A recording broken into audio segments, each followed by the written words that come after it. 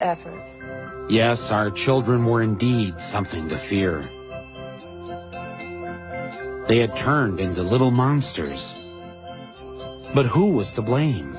All the experts had an answer. Angry, heavy metal subculture. Where were the parents? Violent movies. South Park. Video games. Television. Entertainment. Satan. Cartoons. Zoom. Society. Toy guns. Drugs. Shock rocker.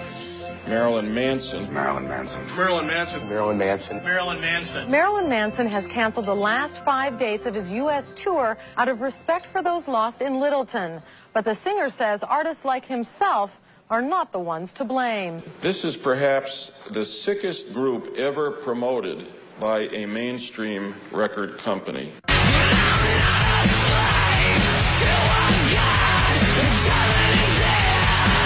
After Columbine, it seemed that the entire focus on why the shootings occurred was because the killers listened to Marilyn Manson. 2 years after Columbine, Manson finally returned to Denver. The Ozfest at Mile High Stadium brings shock rocker Marilyn Manson to Denver tomorrow. There were protests from the religious right.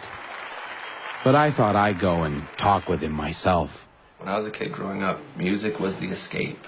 That's the only thing that had no judgments. You know, you can put on a record and it's not going to yell at you for dressing the way you do. It's going to make you feel better about it. Mm-hmm.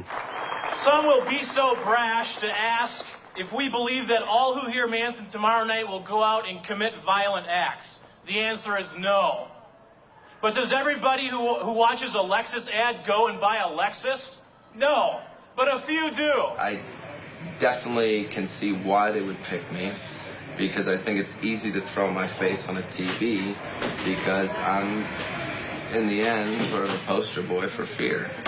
Because I represent what everyone's afraid of, because I do and say what I want.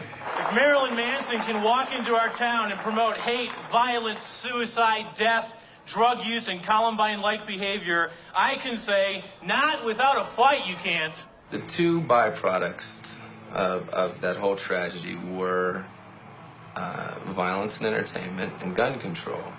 And how perfect that was the two things that we were going to talk about with the upcoming election.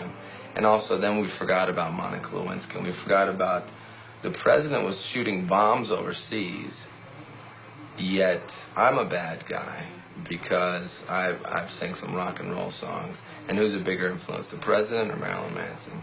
Do you know, I'd like to think me, but I'm going to go with the president. Do you know that the day that Columbine happened, the United States dropped more bombs on Kosovo than any other time during that war? I do know that, and I think that that's really ironic, you know, that nobody said, well, maybe the president had an influence on this violent behavior. No, because that's not the way the media wants to take it and spin and turn it into fear, because then you're watching television, you're watching the news, you're being pumped full of fear. There's floods, there's AIDS, there's murder, cut to commercial.